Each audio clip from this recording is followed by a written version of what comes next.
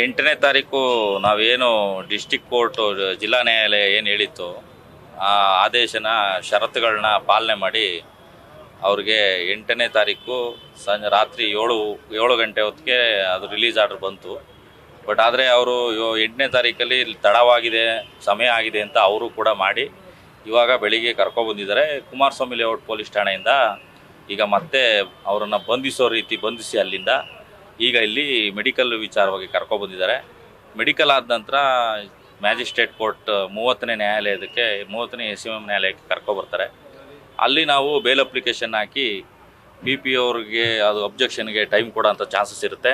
ಅದ್ರ ಬಗ್ಗೆ 2017ನೇ ಪ್ರಕರಣ ಆಗಿರೋದ್ರಿಂದ ನಾವು ಅದರಲ್ಲಿ ಚಾರ್ಜ್ ಶೀಟ್ ಹಾಕಿರೋದ್ರಿಂದ ನಾವು ನ್ಯಾಯಾಧೀಶರನ್ನ ಮನವೊಲಿಸ್ತೀವಿ. ಏನಂತ ಅಂದರೆ 2017ರಿಂದ 2024ರವರೆಗೆ ಈ ಡಿಪಾರ್ಟ್ಮೆಂಟ್ ಏನು ಮಾಡ್ತಾಯಿತ್ತು, ಇದು ರಾಜಕೀಯದ ಹುನ್ನಾರು, ರಾಜಕಾರಣಿಗಳ ಹುನ್ನಾರು ಮತ್ತು ಈ ಪೊಲೀಸ್ ವ್ಯವಸ್ಥೆಯ ಹುನ್ನಾರು ಅಂತ ನಮಗೆ ಗೊತ್ತಾಗಿದೆ.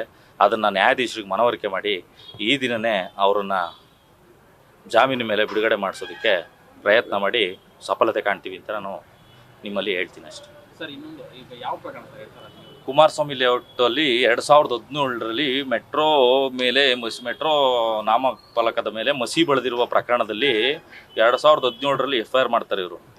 2017ರಲ್ಲಿ FIR ಮಾಡಿದಾಗ ಆ ನಂತರದಿಂದಲೂ ಕೂಡ ಇವರಿಗೆ ನಾರಾಯಣಗೌಡರು ಸಿಗಲಿಲ್ವಾ ಅನ್ನೋದು ನಮ್ಮ ಪ್ರಶ್ನೆ. ಈಗ ಯಾವುದೋ ಒಂದು ನಾಮಫಲಕದ ವಿಚಾರವಾಗಿ ನಡೆದಂತಹ ಒಂದು ಹೋರಾಟದಲ್ಲಿ ಅದು ಕೂಡ ಹುನ್ನಾರಿಂದಲೇ ಕರ್ಕೊಂಡೋಗಿ ಒಳಗಡೆ ಇಟ್ಕೊಂಡು ಇವತ್ತು ಇನ್ನೂ ಒಳಗಡೆ ಇವ್ರನ್ನ ಇಡಬೇಕು ಅನ್ನೋದು ಒಂದು ಉದ್ದೇಶ ಇದೆ ಹೊರತು ಇವರು ಯಾವುದೇ ರೀತಿ ಕನ್ನಡಿಗರಿಗೆ ನ್ಯಾಯ ದೊರಕಿಸ್ಕೊಡ್ಬೇಕು ಅಂತ ಸರ್ಕಾರಗಳಾಗ್ಬೋದು, ಈ ಪೊಲೀಸ್ ಇಲಾಖೆ ಇರ್ಬೋದು, ಅದು ನಿಂತಿಲ್ಲ.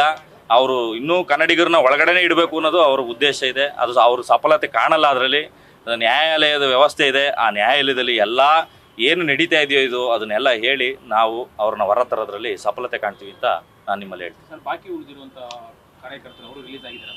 ಖಂಡಿತವಾಗಿಯೂ ರಿಲೀಸ್ ಆಗಿದ್ದಾರೆ. ಯಾವುದೋ ಉಳಿದ 4 ಕಾರ್ಯಕರ್ತರ ಬಗ್ಗೆ ಏನೋ ಒಂದು ಸ್ವಲ್ಪ ಹೆಸರಲ್ಲಿ ಗೊಂದಲ ಇದೆ ಅಂತ ಮಾತ್ರ ಇಟ್ಕೊಂಡಿದ್ದಾರೆ. ಇನ್ನು ಉಳಿದ ಕಾರ್ಯಕರ್ತರೆಲ್ಲ ರಿಲೀಸ್ ಆಗಿದ್ದಾರೆ. ಧನ್ಯವಾದ. ಕುಮಾರ್ LG. ನ್ಯೂಸ್ ಫಸ್ಟ್, ನಿರ್ಭೀತಿಯಿಂದ ನಿಮ್ಮ ಪರವಾಗಿ.